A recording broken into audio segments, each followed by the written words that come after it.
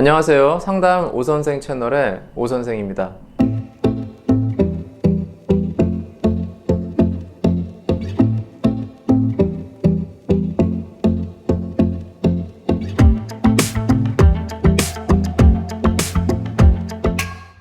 자, 오늘 상담 신청하신 분 먼저 보겠습니다. 자, 이분은 원하는 상담 부위는 얼굴형과 코. 그래서 사진을 먼저 볼게요. 살이 급격히 찌셨다고 했는데 보시면 여기 광대가 좀 나와 있고요. 그 다음에 턱 같은 부분도 살짝 뭐 있긴 한데 그렇게 살이 쪄 보이진 않거든요. 사실 얼굴형은 볼륨이 사실 많은 편은 아니세요. 이 정도면 그 계란형 얼굴을 보통 선호를 하죠. 그래서 광대가 좀 나와 있고 그 다음에 턱이 좀 있으니까 옆 라인이 좀 울퉁불퉁한 느낌이 드니까 이걸 매끈하게 하고 싶어서 튀어나온 부분을 좀 줄이기를 지금 생각하시는 것 같아요. 그래서 광대를 축소하고 턱 라인도 이제 보톡스를 이용해서 좀 갸름하게 이렇게, 이것도 괜찮은 방법인데요. 이분 같은 경우는 지금 얼굴 전체적인 형을 봤을 때 광대를 줄였을 때 좀 자칫 잘못하면 좀 길어 보일 수도 있어요.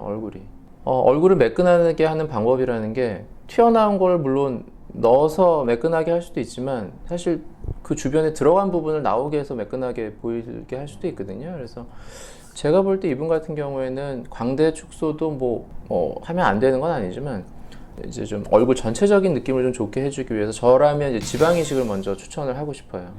얼굴에 이제 미세 지방 이식이라 그래서 뭐 복부나 허벅지에 있는 그런 지방을 채취를 해서 얼굴에 주입을 해서 이제 볼륨감을 주는 방법인데, 지금 이분 같은 경우에는 그 여기 관자 부분, 그리고 옆 볼 이런 부분을 이렇게 채우는 거죠. 이렇게 채우면 훨씬 좀 매끈한 그런 라인이 될 수 있기 때문에 저는 이런 방법을 권하고 싶고요. 이런 윤곽, 뼈를 수술하는 것도 물론 필요한 경우에는 좋지만 잘못했을 때 또 생각지 못했던 그런 얼굴이 길어 보이면서 좀 말라 보이면서 좀 나이가 들어 보이는 이런 일도 생길 수 있기 때문에 이분 같은 경우에는 지방 이식하는 것도 좋을 것 같고요. 그 다음에 코가 낮고 웃을 때 이제 화살표 코가 된다 그러셨는데, 지금 옆모습을 보시면 사실 화살코, 그래서 이분 같은 경우에는 이제 비순각이라고 그러는데 코끝에서부터 이제 입술로 이어지는 이 각도가 좀 이렇게 좁은 편이에요. 좁은 편이고 그래서 입이 좀 나와 보이고, 아마 그래서 웃을 때 화살코가 되는 거는 이 코 끝에 이렇게 코끝을 당기는 근육이 있거든요. 근데 이게 웃을 때 그 근육의 작용에 의해서 아마 코끝이 떨어지는 이런 어떤 비순각 쪽을 조금 더 각을 좀 넓혀주는 그런 수술을 하시면 좋을 것 같고요. 올려주는 거예요? 네, 올려주는 거죠. 이제 비순각을 좀 돋궈준다거나 아니면 그 비주, 코 기둥을 조금 더 앞으로 이렇게 나오게 만들어서 이 각 자체를 조금 더 이렇게 넓혀주는 거죠, 이 각을. 그렇게 하면 좀 코 모양이 좀 좋아질 것 같고. 글쎄 코가 좀 낮다고 하셨는데 글쎄 이거는 뭐 제가 볼 때 아주 낮은 코는 아닌 것 같은데 뭐 조금 높이게 되면 뭐 콧등이랑 코끝에 조금 더 이렇게 앞으로 등도 높이, 코끝도 높이. 근데 이 각을 좀 이렇게 넓혀주는 게 좋을 것 같고요. 그리고 턱 끝도 살짝 들어간 느낌이 들거든요. 이렇게 입이 좀 나온 느낌이 있죠, 이분이. 무턱이 살짝 있으면서, 그러니까 입 자체가 약간 나와 보여요. 살짝. 입이 좀 나와 보이는 경우에 이제 코끝의 이 부분이, 비순각 부분이 좀 쏙 들어가서 좀 입이 상대적으로 나와 보이는 느낌이 있어서요. 뭐 팔자 부분, 팔자 주름 부분이라든지 턱끝, 뭐 비순각 이런 부분을 좀 이렇게 돋궈줘서 뭐 이건 무슨 지방 이식이든 뭐 다른 자가 연골을 넣든 뭐 이런 방식을 통해서 이걸 돋궈줌으로써 이 코, 입술, 턱끝 이 라인을 좀 많이 개선시킬 수 있을 것 같은데요. 그리고 이분이 제일 이제 생각한 게 부작용인데, 부작용. 그러니까 인터넷에 올라온 사례들은 아주 뭐 극단적인 사례가 너무 많죠. 우리가 뭐 뉴스에도 막 나오잖아요. 뭐 수술하다가 뭐 사망하고 막 이런, 그건 어떻게 말씀드려야 되나. 이렇게 수술을 해서 그게 다 생긴다고 보면 못하죠. 근데 어떤 거든 우리가 하는 게 다 어떤 확률적인 문제잖아요. 그러니까 이게 무슨 1000명, 10,000명을 했을 때 몇 명이 생길 거냐, 이제 이런 문제죠. 정상적으로 잘 수술을 했을 때, 원칙을 지켜서 할 때는 사실 부작용이 생기기가 쉽진 않아요. 만약에 부작용이 생길 확률이 높다면 거꾸로 수술하는 의사부터 수술을 하기 싫죠.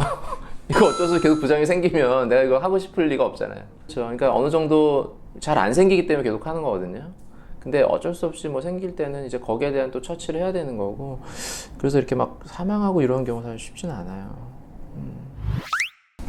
회복 기간 같은 경우에는 보통 수술을 하고 나면 처음에 제일 많이 붓는 게 뭐 공통적으로 수술하고 한 2, 3일, 3, 4일째 제일 부어요. 첫날은 오히려 잘 안 붓고요. 그 다음날 많이 붓거든요. 그게 이제 그 어떤 상처가 나서 그게 회복되는 그 과정에 뭐 다 사람들이 똑같이 정해져 있거든요. 그거에 따라서 가는 거고, 한번 부었다가 이제 쭉 내려가는, 붓기가 빠지고, 그래서 한 1주에서 2주 정도 되면 붓기는 거의 많이 빠지고, 그 다음부터는 상처가 이제 성숙이 되는 거죠. 그럼 거의 2주 정도 후면은 뭐 일상생활을 하는. 그렇죠. 그게 보통은 보통은 그래요. 근데 수술의 종류에 따라 뭐 차이는 좀 있죠. 더 큰 뭐 무슨 안면 윤곽이나 안면 거상이라 그래서 뭐 다 이렇게 해서 거상을 한다거나 뭐 이런 수술들은 붓기가 좀 더 많기도 해요. 근데 제가 지금 말씀드리는 건 뭐 코성형이라든지 지방 이식도 사실 상당히 붓기가 좀 있는 수술이에요. 지방을 이식할 때 그냥 이렇게 덩어리째 넣으면 생착이 떨어지고, 그것도 이제 생착을 높이는 과정에서 알갱이 하나하나가 이제 조직에 들어갔을 때 그 접촉면을 넓혀야 혈관이 연결될 확률이 높아지잖아요. 그러니까 접촉면을 넓히려면 이렇게 뭉태기로 넣으면 겉에만 좀 접촉면이 생기고 안에 있는 것들은 만나지 못하잖아요. 그러니까 작은 알갱이로 막 이렇게 작은 알갱이를 이렇게 흙 뿌리듯이, 씨를 뿌리듯이 조금 이렇게 넣어야 돼요. 그러려면 주입을 할 때 그냥 이렇게 쭉 하고 쭉 많이 넣고 끝, 이렇게 하면 당연히 덩어리째 넣어야 되잖아요. 그러니까 넣고 이렇게 넣어야 돼. 계속 이렇게 해가지고 조금씩 작은 양을 횟수를 늘려서 많이 넣어야 돼요. 그러면 아무래도 조직이 계속 자극이 되니까 이제 붓는 거예요. 지방 이식은 조금 붓기도 있어요. 그리고 넣어놓은 것 자체가 일단 볼륨감이 있기 때문에 하고 나면 딱 붓게 느껴져요. 한 2주 정도까지는 계속 부어있는 느낌. 근데 2주가 지나면서부터는 급격하게 빠져요. 그래서 한 달째가 되면 이제 보통 한 달째 경과를 보면 나 다 빠졌다. 이렇게 올 정도로 나 다 빠졌다. 눈고 다 빠졌다. 그래서 이제 한 달째 경과 전, 수술 전, 수술 후 이렇게 보여드리면 내가 수술 전에 저랬냐고 이제 이렇게. 보통 그러세요. 쌍꺼풀 수술하면 원래 자연스럽게 원하시잖아요. 근데 수술했어요. 그럼 당연히 처음에는 커지죠. 붓기가 있으니까 쌍꺼풀이 막 너무 크단 말이에요, 쌍꺼풀이. 근데 쌍꺼풀이 없다가 큰 게 너무 처음에 놀랐는데 며칠 지나면서 이게 괜찮아요. 눈이 커 보이면서. 그러면 익숙해진 거예요. 그러면 이게 괜찮아요. 근데 시간이 가면서 점점 작아지면 나 너무 작아졌다고. 근데 나중에 보면 원래 계획은 이렇게 작게 하려는 거였어요. 이런 경우들이 많아요. 그런 걸로도 이렇게 클레임을 거시는 거예요? 그렇게 얘기하실 수 있죠. 그러면 이제 다 적어놓죠. 쌍꺼풀 크기를 처음에 얼마큼을 원했는지를 다 자연스럽게 쌍꺼풀 뭐 보일 듯 말 듯 원하시면 이렇게 다 적어놔요. 이렇게 보여드리죠. 이거 이렇게 원하셨는데 그랬더니 그렇긴 한데 좀 작은 것 같다고 뭐 그렇게들 말씀하시죠.